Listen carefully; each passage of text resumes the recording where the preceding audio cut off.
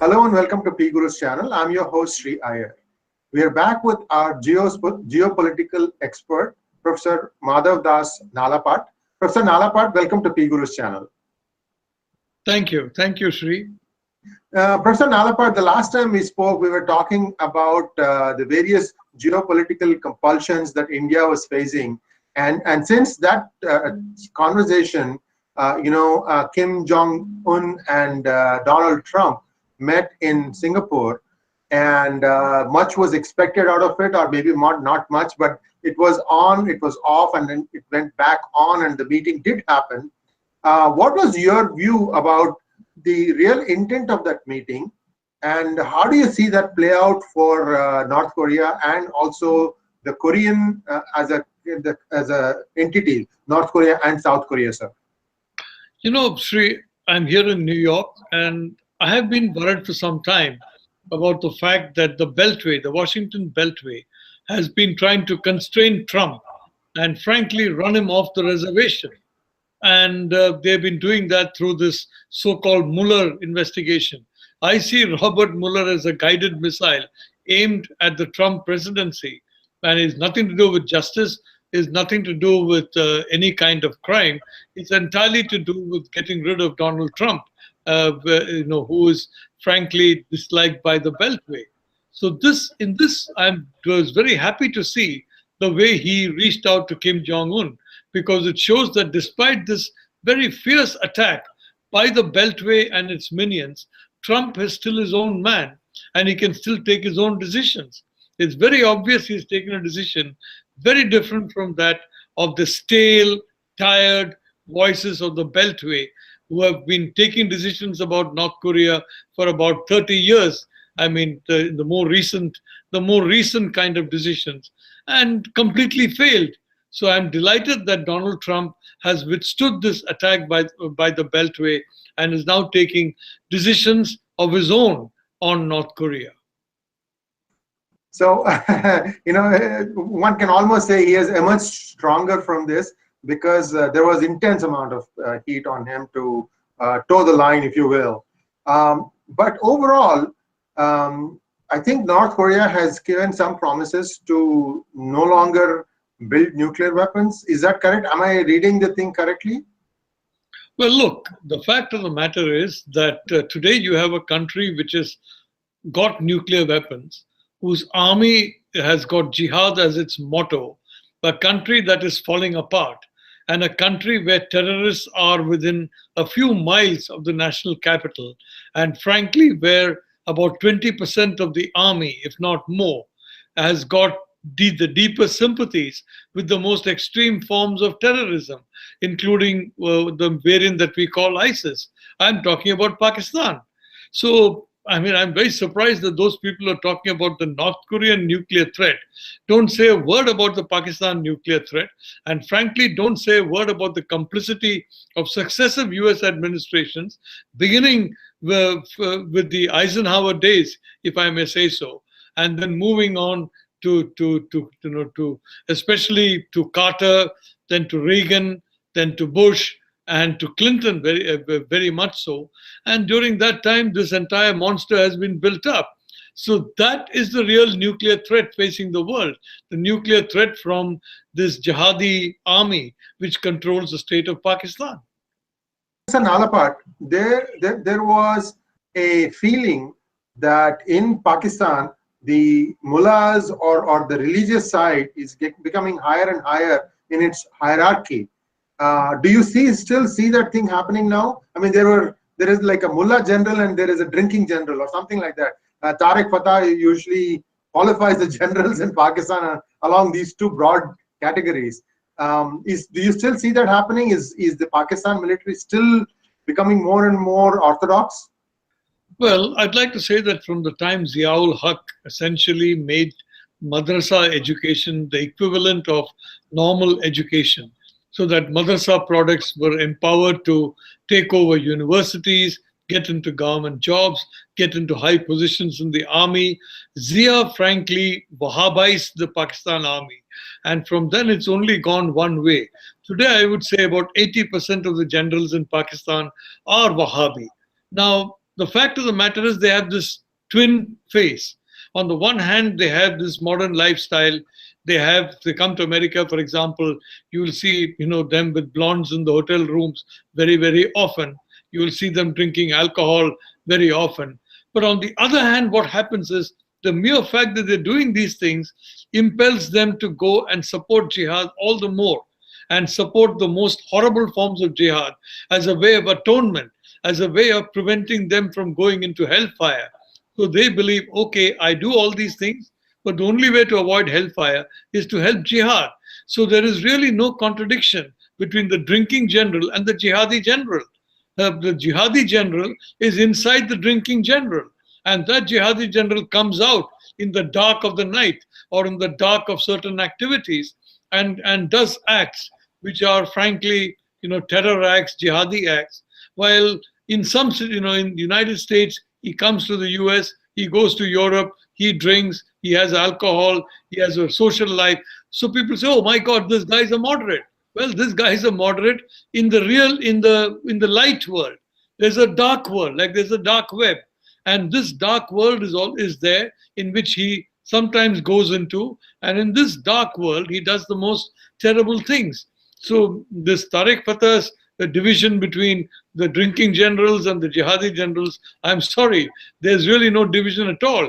And in fact, the drinking generals are even more fanatic than the jihadi generals, because they believe that they have to atone. And you've seen many of these, the 9/11 conspirators, many of these jihadis, you look at their laptops, you see all kinds of social media stuff. The fact is, there's no contradiction between that kind of what do you, I mean, I wouldn't like to use the term because you're in San Jose, that kind of a California coastal life and being a jihadi. I'm afraid these people are both. I think what you're portraying is a real life instantiation of Dr. Jekyll and Mr. Hyde. Precisely. Now, Professor Nalapat, if I remember correctly, over the past several weeks and months, the aid from US has dwindled into Pakistan, and I believe the aid from Saudi Arabia also has dwindled. But has China topped up the deficit that's happening from these two in the name of CPEC investment? How do you see that play out? Well, look, I'd like to say that well, there has been some so-called foreign aid, etc. But then China certainly has come into a very big way in Pakistan, for the simple reason that today the Chinese military is really driving policy towards Pakistan on behalf of China. And the Chinese have put all their bets in the Pakistan army. They have put all their bets on the Punjabis. So today, China essentially is the one great power, 100% supporting the Pakistan army. And not so long ago, when Hillary Clinton was Secretary of State, don't forget that when there was an effort by Asif Ali Zardari to put the army in check, Clinton supported the army and supported that jihadi Chief Justice of Pakistan to create a problem for Zardari. Now Zardari may have certain issues regarding his character.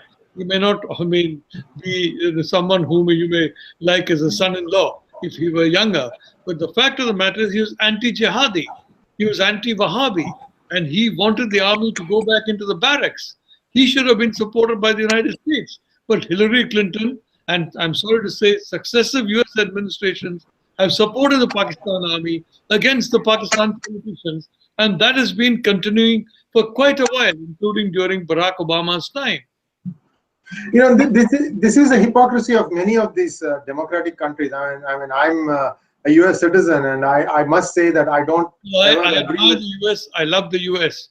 And that's why I'm here, with my wife, and we're spending a week here, and we love being in the US.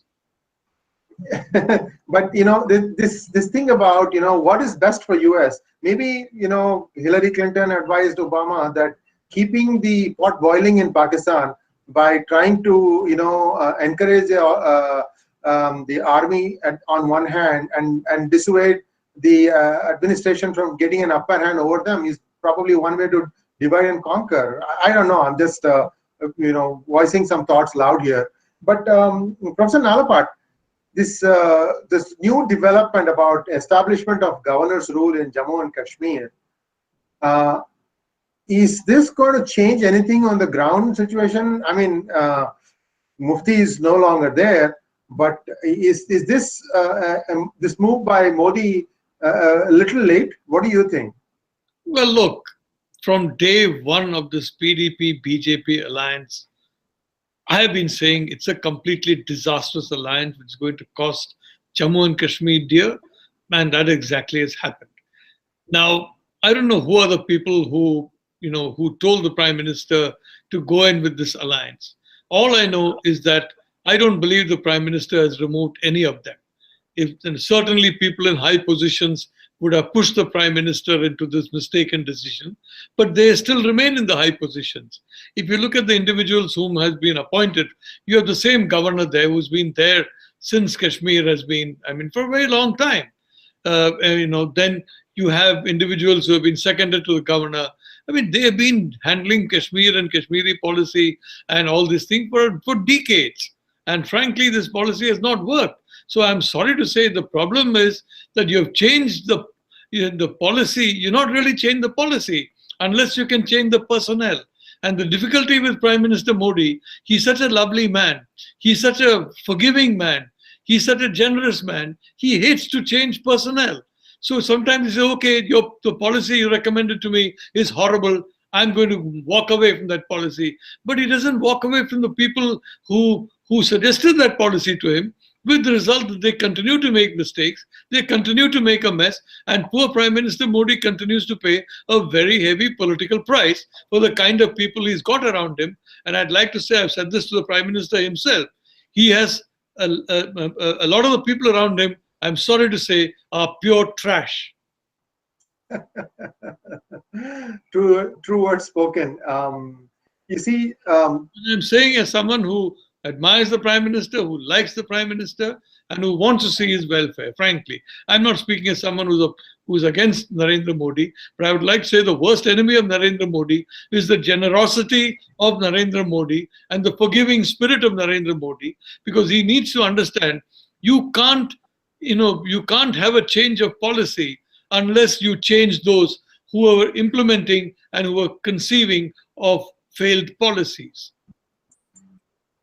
Well, we have to see if how this is going to play out. Certainly, there has been a concern outside of Kashmir that they have been treated with kid gloves for far too long. So let's wait and see how this plays out, and hopefully, something better comes out of it. I'm just going to leave it at that, Professor Nalapat. Let's move on to another topic that we wanted to discuss, which is this trade sanctions and trade war that is brewing between the number one and number two economies, PPP or even otherwise, US and China. The ball started rolling, US started the ball rolling by imposing 25% duty on about 50 billion imports from China. And China retaliated by imposing an equal amount of fine of $50 billion. Then a couple of days later, Donald Trump came back and said that he was going to levy on 200 billion of the imports from China at 10%. So the first 50 billion was at 25%. The next 200 billion was at 10%. Now, the problem with China, and China hasn't responded to this yet, but the problem with China is China doesn't import that much more from the US. I believe the number is 175 billion total. So now China has run out of room to counter a certain trade sanction by something of its own. And US still has a long room to play. I mean, US imports about 675 billion a year. Professor Nalapat, is Trump just posturing here to try and get China to knuckle down so that there can be a more equitable partnership between the two of them? Or is there something else you see in this? Look, Sri, let's be honest. In 1989, you had all that situation in China. Tiananmen Square, yeah. And George H.W. Bush, frankly, he treated it as a minor affair, and he went back to having the most cozy relationship with China. And let's be honest, there are several people in the Bush family who have very close relationships with China. The Clintons, I mean, you talk about the Clinton Foundation. I mean, they have a lot of linkages with people from China. A large number of politicians in the US have very close links with China. Donald Trump has been accused of having links with multiple countries. He has been acting in a very independent way, frankly. And I think Donald Trump is very clear about one thing. He does not want the United States to be the second to any other power in the world. Donald Trump doesn't want Donald Trump to be second to any human being in the world. Donald Trump doesn't want the US of A to be second to any country in the world. And today, let's be honest, China under Xi Jinping, who's a formidable leader, a brilliant leader, a ruthless leader, is well on the way to becoming the number one. So I think Donald Trump is frankly confronting this head on. And I don't believe there's going to be any kind of reconciliation or anything for quite some time to come. You might have some temporary truce and that kind of thing. This is a battle for primacy between China and the United States. And one of the two countries is going to win this battle. Either the US is going to hang on to its primacy for the next 2 generations, or China is going to establish its primacy within 15 years. So this is a battle between Trump and Xi. And, two very formidable opponents, frankly. And I've been to China multiple times. I respect that country. And frankly, the Communist Party of China has done a magnificent job in making China such a powerful country. They've done a far better job with China than our politicians have done with India. A far, far, far better job. Beginning with the fact that they unified China. And in our case, we, in 1947, there was a disintegrated India. There was neither Myanmar, there was neither what we call Pakistan, Bangladesh, Sri Lanka, Maldives, Nepal. Everything was taken away from India. And this truncated India is what our politicians, frankly, gleefully accepted. Mahatma Gandhi said, my duty is Hindu-Muslim unity. Let's be honest. We love the Mahatma. We respect the Mahatma. In fact, if we did not do that, Supreme Court of India will create problems for us. So let me doubly say, I love the Mahatma, I respect the Mahatma, but the fact is he failed to keep India united. Mao Zedong united China. And in fact, he more than united China, he doubled the land area of China, while in our case, we lost about half the land area of British India.